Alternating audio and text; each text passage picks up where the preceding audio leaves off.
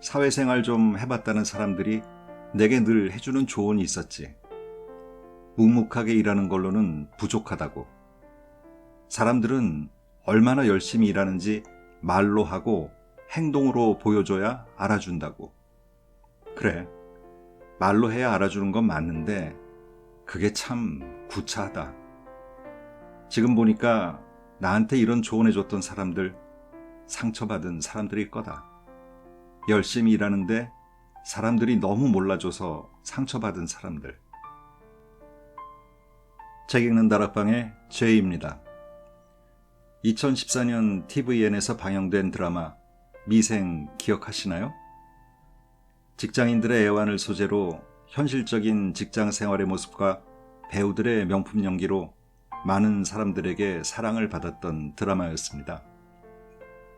오늘 소개해드릴 책은 6, 7년 전이 아닌 지금 직장 생활을 시작한 신입사원이 사회생활을 하면서 겪은 일들을 직접 책으로 펴낸 선을 넘는 사람들에게 뱉어주고 싶은 속마음이란 책입니다.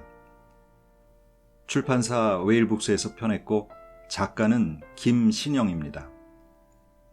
직장인으로서 처음 사회생활을 시작하면서 부당한 많은 일들을 겪고 난 후 결국 두 번째 퇴사를 한 그녀는 직장 생활을 하는 동안에는 정작 말하지 못했던, 말할 수 없었던 이야기들을 이렇게 책으로 써서 속마음을 시원하게 풀어냈습니다. 책을 읽으면서 당사자가 겪은 상황은 많이 속상했겠구나 싶다가도 그녀가 진심을 속마음으로 털어놓는 대목은 재밌게 볼 수밖에 없었습니다. 또 6, 7년 전이나 지금이나 직장 생활이라는 게 크게 바뀌지 않은 듯합니다. 지금 직장 생활을 하는 사람들에겐 딱 내 얘기네 하며 재밌게 볼 수 있을 것 같고요. 이런 자녀들을 두신 부모님들은 우리 애들이 이렇게 직장을 다니는구나 생각하며 자녀분들의 일상을 이해하는 데 도움이 되리라 생각합니다. 이 책은 총 5개의 챕터로 구성되어 있는데요. 각 챕터에서 고른 에피소드를 소개해드리겠습니다.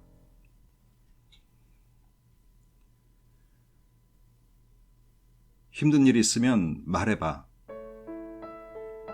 입사 직후 3개월간 누군가가 선배들에게 신입사원들이 불편해하는 점이 있으면 찾아서 보고하라는 미션을 내린 듯하다. 혼자 앉아있을 때면 선배들은 내 입장을 생각해주는 척하며 곁에서 슬쩍 묻는다. 회사 생활하면서 뭐 힘든 점 없어? 힘든 거 있으면 한번 말해봐. 제발 진짜 궁금해서 묻는 질문이면 좋겠다. 회사라는 곳은 참 이상하다. 내가 무슨 말 한마디만 하면 다음날 부서 전체가 내가 한 말을 알고 있다. 일명 프락치가 곳곳에 심어져 있는 게 분명하다. 이런 질문을 받을 때마다 나는 그냥 대충 그날의 분위기를 살펴서 대답의 방향을 정한다. 진지한 분위기일 때, 다들 너무 잘해주시는데 아직 누가 누군지 잘 모르겠어요.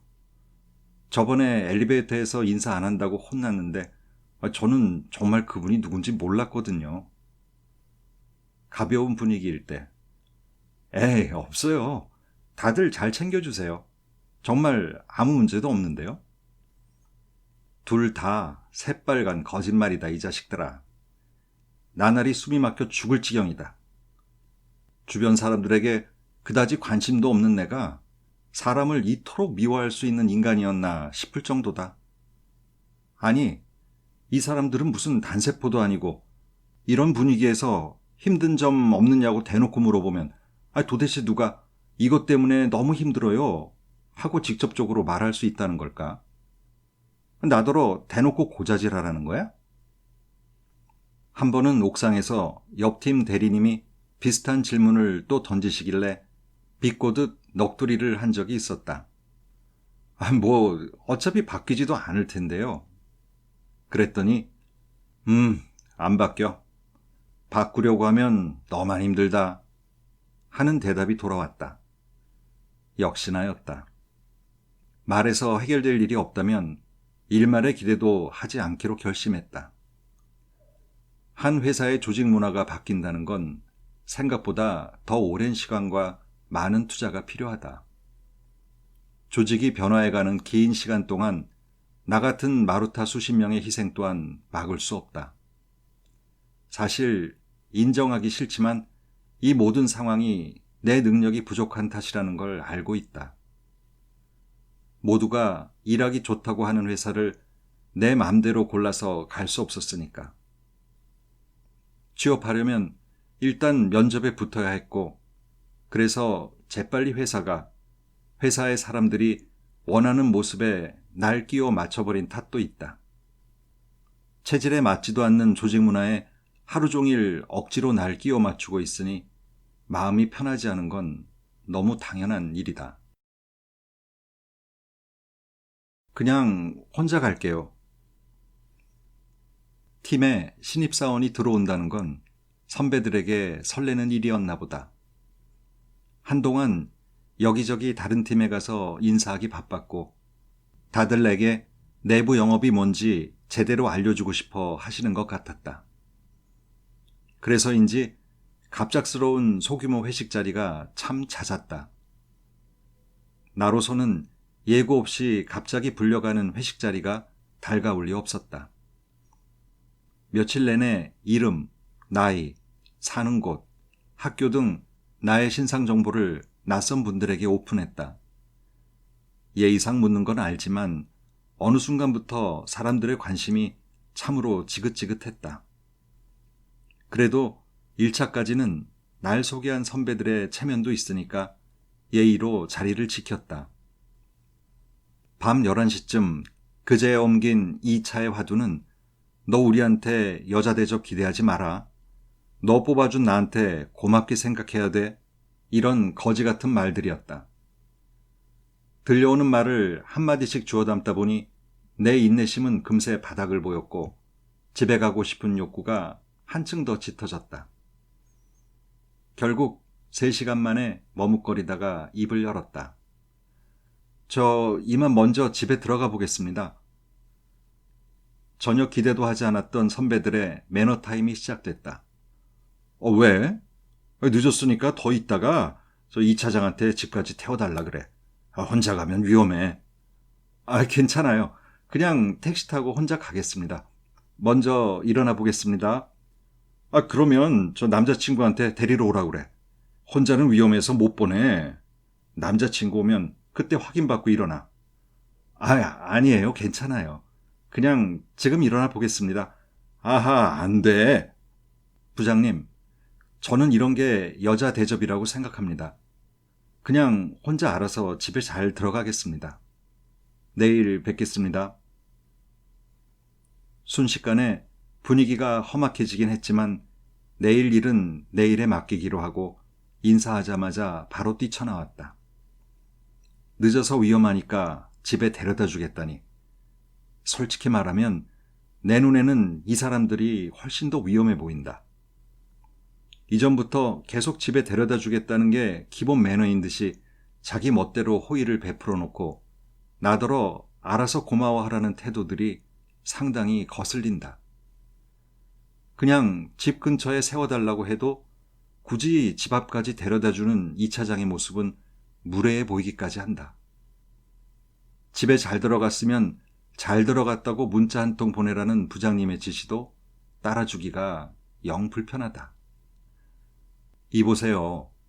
나는 늘 만취 상태가 아니었고 밤길이 걱정됐으면 애초에 예고 없이 불러서 늦게까지 술을 먹이지 않으면 될 일입니다. 여자 대접을 기대한 적 없는데 오히려 당신들이 내게 남자 대접을 기대하는 게 아닐까 싶네요. 직장 상사가 우리 집 위치를 정확히 안다는 것 자체가 굉장히 껄끄럽고요.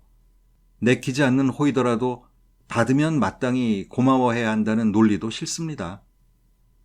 다음에는 남자친구가 벌써 회사 근처에 와 있다고 거짓말하는 게 더 좋은 방법 같네요.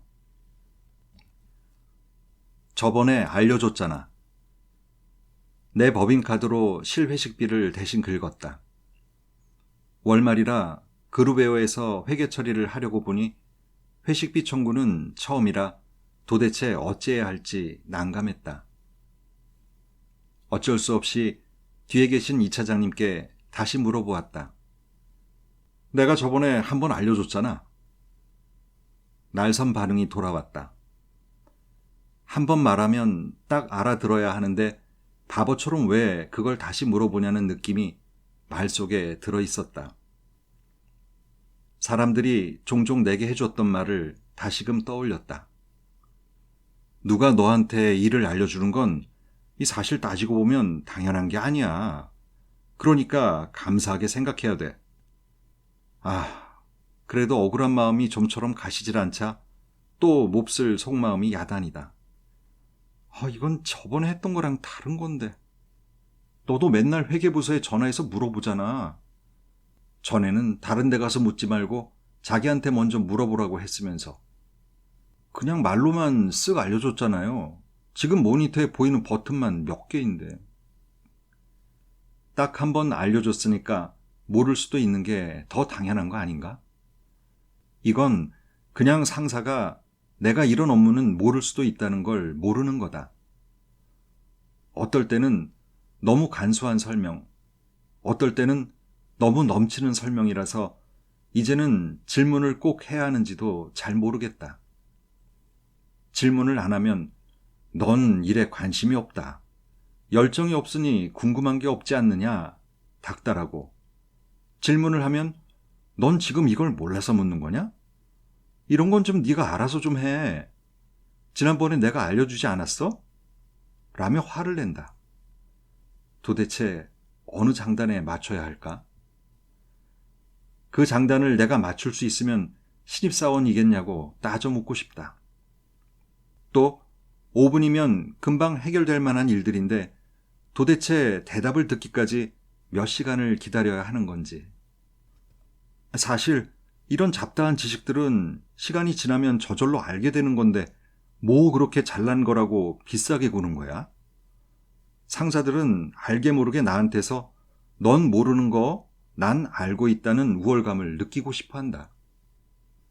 그럴수록 질문하는 게 자존심이 상하고 싫었는데 생각해보니까 상사가 아는 게 당연한 것처럼 내가 모를 수도 있는 게 너무 당연한 거였다. 심지어 알려줘야 할 의무까지 있는 분들이시다. 훗날 문 과장님이 야, 이런 건 좀 네가 알아서 해 라고 말하던 날이 있었다. 그래서 그냥 재빨리 인정해버렸다. 제가 좀 모자라서요.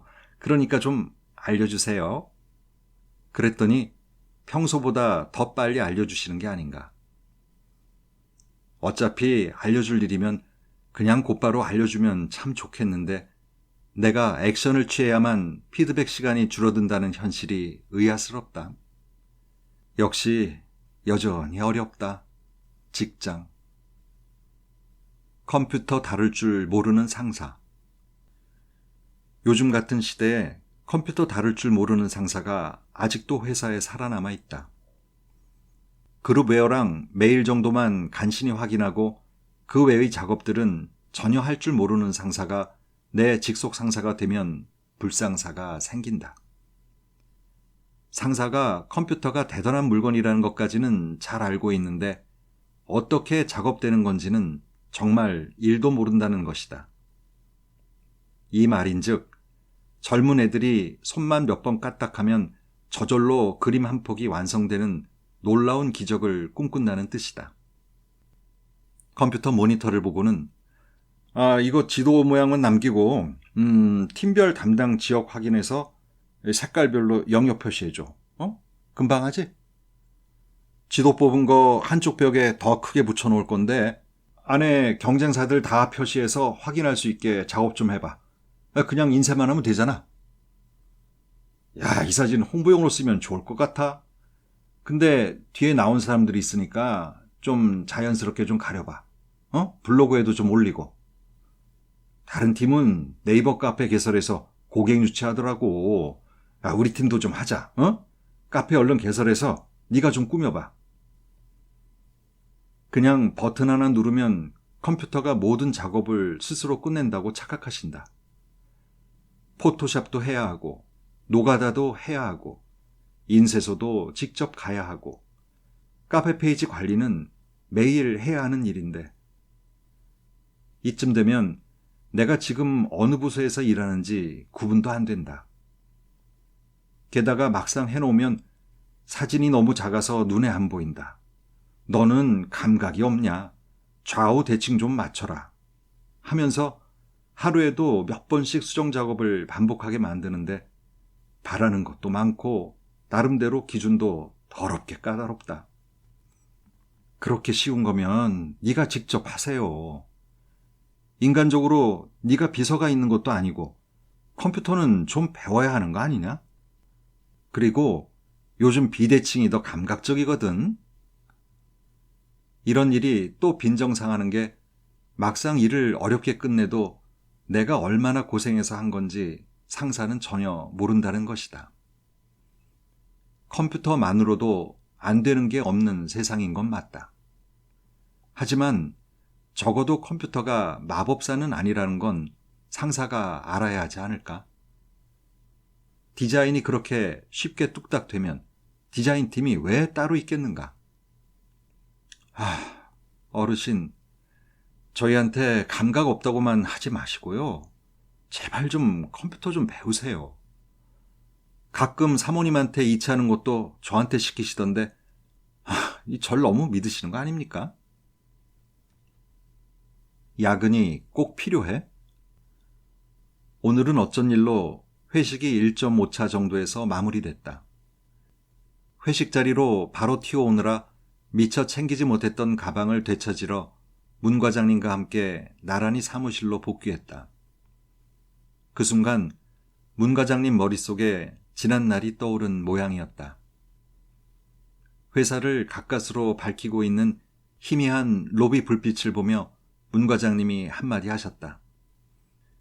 작년까지만 해도 나 회식 끝나면 사무실로 복귀해서 새벽 2시까지 일하고 갔는데. 새벽 2시까지요? 일이 많아서요?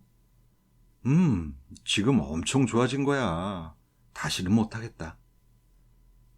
새벽 2시라. 피곤했을 것 같다. 그런데 회식 끝나고 회사로 돌아와서 새벽까지 야근하는 이유가 정말 일이 많아서였을까? 솔직히 저녁 먹고 회식하는데 최소 2-3시간을 쓰는데 그 시간을 일하는 데 썼으면 아마 문 과장님은 집에 일찍 들어갈 수 있었을 거다. 사실 종종 있는 회식 자리에 사람 하나 빠진다고 해서 큰일 나는 경우는 없다. 그냥 빠지면 안 될 것 같은 분위기가 모든 직원을 회식 장소 안으로 밀어넣는다. 회사 안 사람들은 일 외의 다른 것들에 불필요한 시간과 에너지를 쏟는데 이미 너무 익숙해졌다.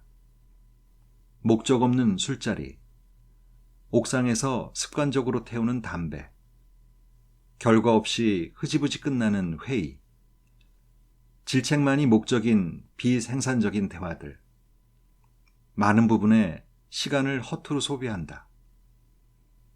가만히 보면 회사 안 사람들은 공통적인 고질병이 하나 있다. 나는 미움받고 싶지 않아요. 그래서 거절할 용기 같은 건 없어요.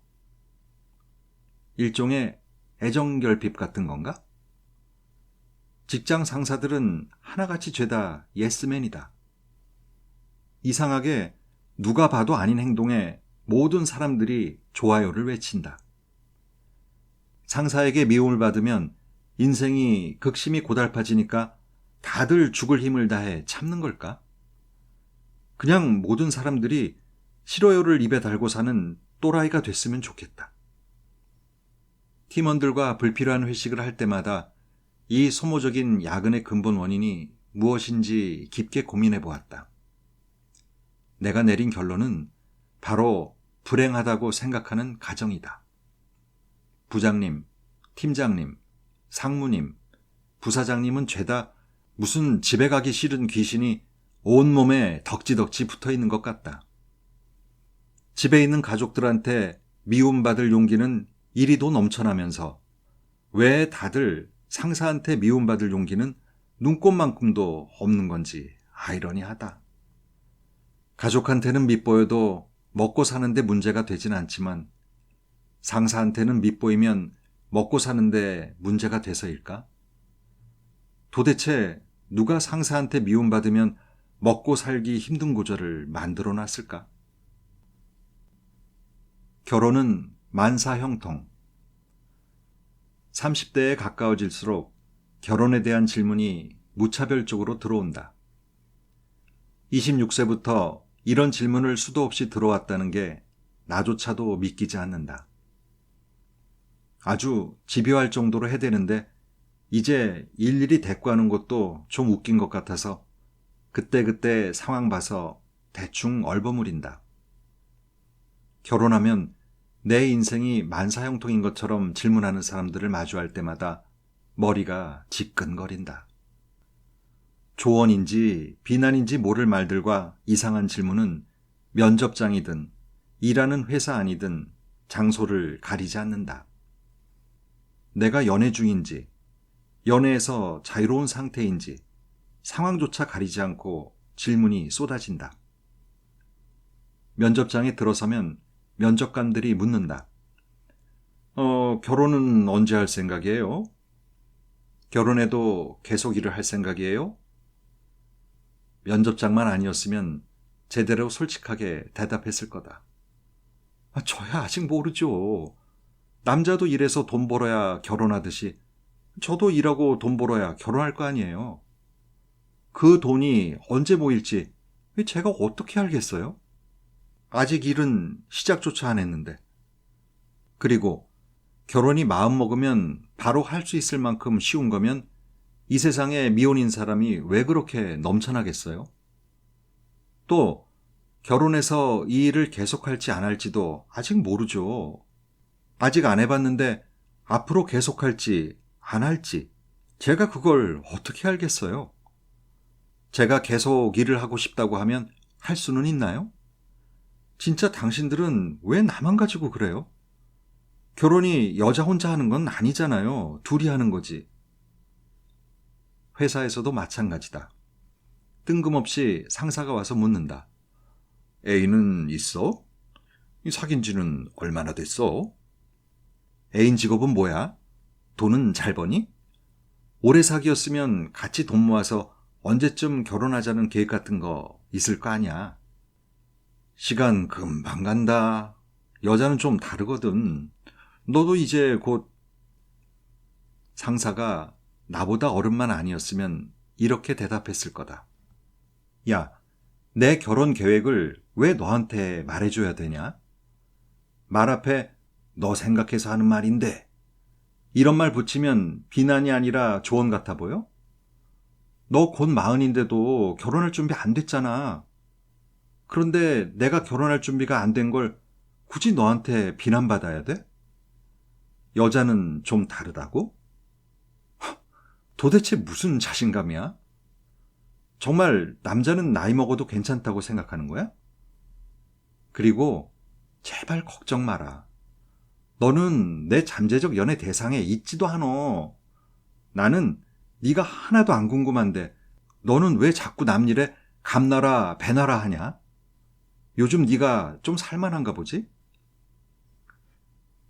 회식 자리 지정석. 신년을 맞이하면서 직책에 큰 변화가 생겼고 이를 축하하기 위한 회식 자리가 있었다. 높으신 분들까지 자리하셔서 상사들은 혹여나 말 한마디 실수라도 할까봐 주변 눈치 살피는데 여념이 없었다. 그러나 애초에 직급 차이가 많이 나서 부딪힐 일 없는 저분들은 내 관심 대상이 전혀 아니다. 내 관심 대상은 오직 눈앞에 있는 계란찜이었다. 삼겹살 주위에 둘러져 있는 이 촉촉한 계란찜을 도대체 언제쯤 먹을 수 있으려나 생각하면서 늦은 저녁을 열심히 먹고 있었다. 그러던 중 옆팀 팀장님이 나를 불렀다. 그때까지만 해도 높으신 분께 새로 들어온 나를 소개하고 싶으신가 보다 했는데 갑자기 팀장님이 내가 답답하다는 듯 눈빛으로 욕을 하기 시작한다. 뭐 하고 있어? 술. 재빠르게 높으신 분께 술 한 잔을 건넸고 관심도 없는 골프 이야기지만 엄마로부터 주워들은 몇 가지 지식을 한데 모아 그의 말을 이해하려 했었다. 솔직히 뭔 말인지 하나도 몰랐다. 그저 내가 지금 네 말을 열심히 듣고 있다라는 신호로 연신 고개를 끄덕였다. 이후로도 회식이 있는 날이면 누군가가 날 부르는 상황이 반복되곤 했다. 그러다 부사장이 2발자국 정도 떨어져 앉아있는 나를 의자째로 끌어다 옮긴 날, 무언가 단단히 잘못됐다고 깨달았다. 그 순간 눈앞에 젤리 하나가 보였는데 나는 그 젤리 껍데기만 손에 붙들고 조금씩 까면서 90제곱센티미터짜리 나만의 세상을 짓기 시작했다. 취해서 조는 척, 옆에서 하는 말은 하나도 안 들리는 척 5분 정도 연기하고 나니 자연스레 내 자리는 이동되어 있었다. 이 세상 높으신 분들에게 말합니다. 회식은 1차만 하시고 제발 그냥 좀 집에 가세요. 슬픈 현실이지만 회식 자리에서 높으신 분을 반기는 사람은 몇 없습니다. 사람들이 웃는 건 당신의 농담이 재밌어서가 아니에요. 일만 너무 열심히 하셔서 밖에서 술 한잔 같이 할 친구도 없으신지 모르겠지만 저는 친구도 있고 애인도 있고 가족도 있어요. 아니, 저는 그냥 제 침대에서 누워서 숨만 쉬어도 그렇게 행복할 수가 없어요. 저 집에 가고 싶어요. 육아휴직이 뭐라고? 마케팅팀 김 대리님이 사직서를 제출하면서 그와 기업 영업팀은 마지막 회식 자리를 갖게 되었다. 마케팅팀에 팀장이라는 공공의 적이 존재한 덕분에 팀원들끼리는 꽤 끈끈한 의리를 자랑한다. 회식 자리 분위기가 차츰 무르익어가자 사람들은 본격적으로 팀장에 대한 뒷담화를 쏟아내기 시작했다. 그 팀장님은 밑에 애들 하는 것마다 죄다 꼬투리 잡으면서 해결책은 하나도 안 줘. 본인이 일을 잘 모르니까 위에서 업무 지시 내려오면 애들 뻘짓만 시키고, 애들이 이거 아닌 것 같다고 하면 죄다 감정적으로만 받아들여서 문제 해결이 전혀 안 되잖아. 나중에 헬스클럽 차릴 건가 봐. 맨날 일은 안 하고 단백질 파우더만 처먹으면서 다이어트만 하고 있어. 내가 볼 땐 이미 다이어트 중독이야. 나 임신하고 육아휴직 들어갈 때 이 인간이 나 휴직하는 전날까지 밤새 야근시켰어. 일을 다 나한테 밀어가지고 애 낳으러 가기 직전까지 일했어. 아기 낳는 게 뭐 벼슬이냐고 무조건 다 끝내고 가라고 하더라.